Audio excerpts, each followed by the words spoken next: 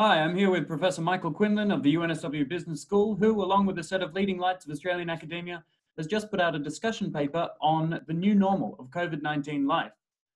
Michael, you've written this paper with people from economics, industrial relations, public health, environmental politics, and other fields beyond that.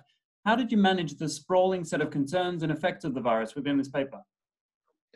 The virus affects all these different areas and it occurs in the context of rising inequality in the world.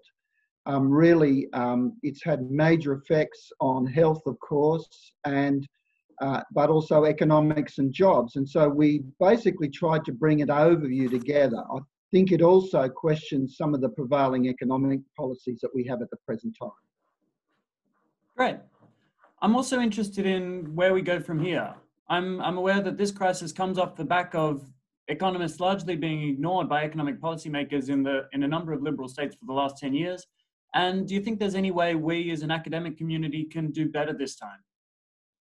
The pandemic was actually quite predictable. It had been predicted for a long time, and there was the World Health Organization had urged governments to prepare. The trouble is with the dominant economic system we have now is it isn't good at planning, and it limits the role of government in ways that would allow us to plan for these things. And this is why it's had such a severe impact on people, because the flexible labour market has made people incredibly vulnerable, not just in Australia, but around the world.